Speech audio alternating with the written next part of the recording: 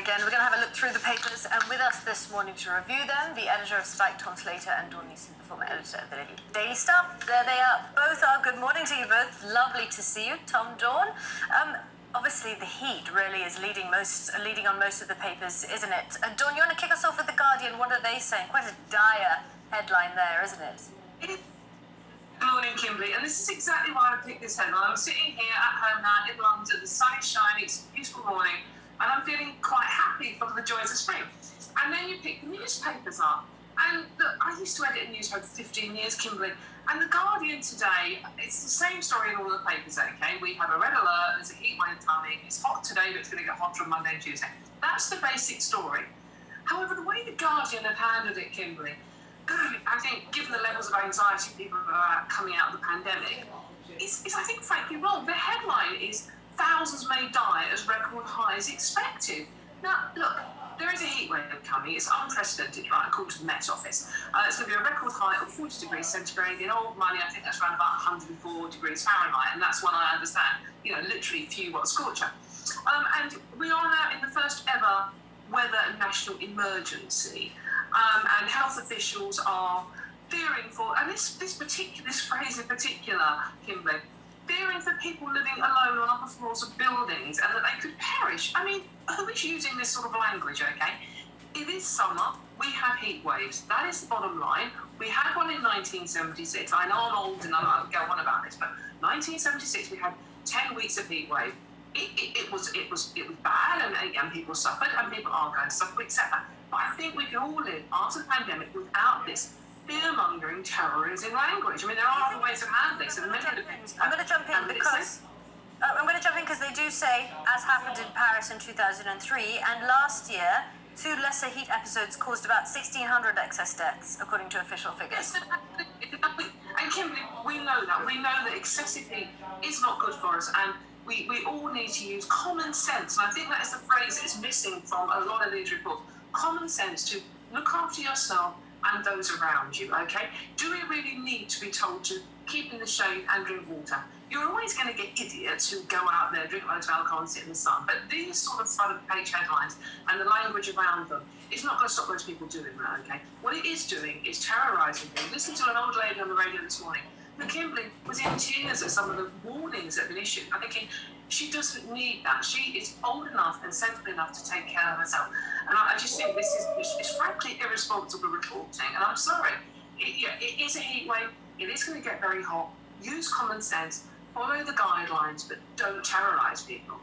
Okay, Tom, what do you think? Let's have a look at the front of the Mirror and how they're dealing with it on the front there. Yeah, so National Emergency Meltdown is the similarly fear-mongering front page from the Daily Mirror there. I agree with a lot of what Dawn has said, and I think, again, it's the case that, of course, these temperatures, if the Met Office estimates are correct, are unprecedented. This isn't something we've seen.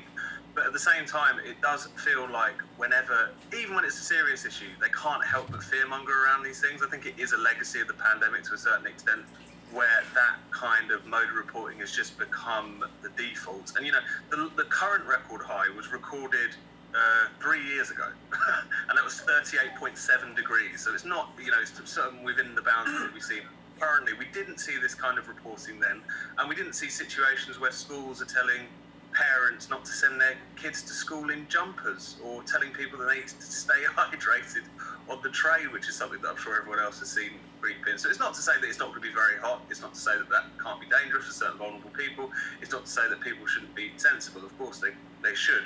But as Dawn was saying, I don't think we can be the only two people who've noticed that, again, this tendency to turn everything to the apocalypse is certainly warping the issue and spreading fear unnecessarily.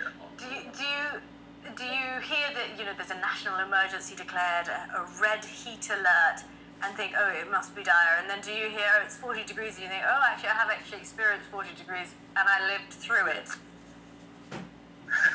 I think that's important, but also the thing that we should bear in mind about this particular red heat alert, because the story everywhere is that this is the first time it's ever been issued. That's because it was introduced last June. This is another thing that we should look at. This is something which, again, it's easy to steal a quite scary headline, but again, it's something, keep cool and carry on. I think that could easily be the message here. Okay, so then let me ask you guys this. What about argument that perhaps we do need these kind of headlines to register global warming, the impact of global warming, and the fact that our planet is getting hotter and we need to do something about it. Do you think that these sort of headlines help in any way in that sense, Dawn? To be honest with you, Kimberly, I don't know. This, as I said earlier on, I'm old enough to remember 1976. And, what was it then, Dawn? Do you remember? It was actually pretty close to what we're getting. It was the late 30s and it went on for 10 weeks. I mean, I was only, obviously, very young, Kimberly. I was only young, so I remember sort of like, being brown as a berry, playing out on my bike every day. Look, Mum and Dad were sensible, but they didn't need front page headlines like this to tell them that. And, the other interesting thing, and this has fascinated me over the past few days, is that weather maps and weather forecasts back in the day had suns on them with the temperature on them, okay? Now we have blood red maps that look like an apocalypse now situation. And it's, again, as Tom and I have both said, it's the fear thing. And I completely understand what you're saying about the global warming issue, Kimberly. But, it is the British summertime. We do have periods of hot weather. I know this is exceptional, but we have had exceptional issues like that before. And the other thing is it's a national emergency, and I get that schools and hospitals, a national emergency basically means schools and hospitals prepare for more issues. I mean, the NHS figures are worse than any winter crisis they ever had to go through. So they do need a national emergency. Wasn't there a fire on rail tracks, roads melting, tarmac melting in airports? You need these sort of national emergencies being declared so that people get ready for this, don't you? Well, I mean, Kimberly, we have issues whenever the season changes in this country now. We almost have a national emergency when autumn happens and we have leaves on the line.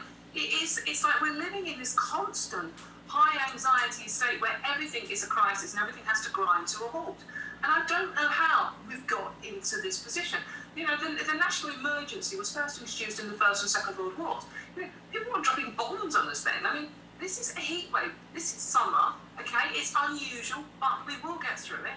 And I just think, as I said, it's just a constant. It's like, as Tom said, going back to the pandemic where you had footprints painted on the pavement to tell you how to walk down the street. I almost feel like we have gone back to that situation where we are being treated like infantile. We're being treated like toddlers. I want to bring up, if you're talking about high anxiety situations, let's bring up the front page of the Daily Star. Let's have a look at that one. Yeah, we do. Right, we do. Hang on a second, Dawn. I want everyone to see it.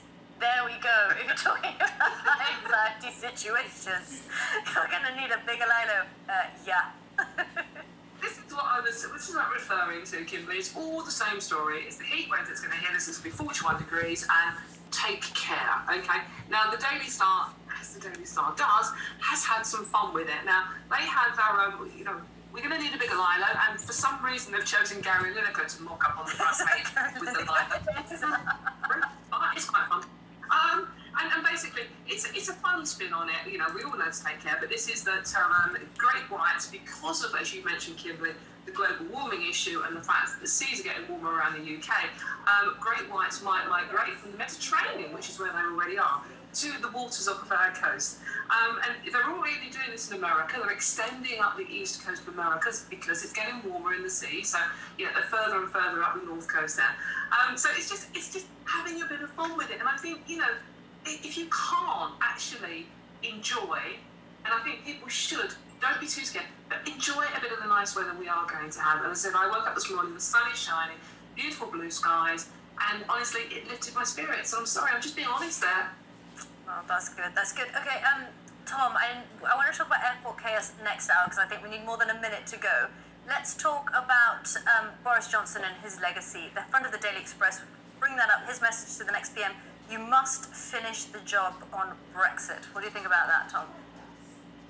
Well, it's that sense of Boris Johnson wanting to secure his legacy. He's particularly worried about Brexit, he's particularly worried about Ukraine, he's particularly worried about levelling up. And there's a concern that in the Tory leadership race that, again, those kinds of, what he sees as the core part of his legacy isn't necessarily going to be protected. There's a smattering of different candidates. And where something like Brexit is concerned, it's not just about the fact of Brexit having taken place, it's also about the Northern Ireland Protocol, making sure that the country isn't ripped apart at the behest of Brussels, and ensuring that, again, that ability to go our own way is maintained rather than wanting to just drift back into Brussels' kind of regulatory orbit. So the outgoing Prime Minister just issuing that call to his potential successor there saying, don't let this go, this is very important, and wanted to secure that Parliament's legacy.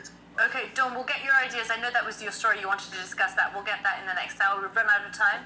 Tom and Dawn, we'll see you in the next hour. Thank you very much. Still to come here on Sky News Breakfast. As temperatures rise, the UK prepares to enter a state of national emergency. We will have all the latest on that heat wave that is soon to be upon us here on Sky News.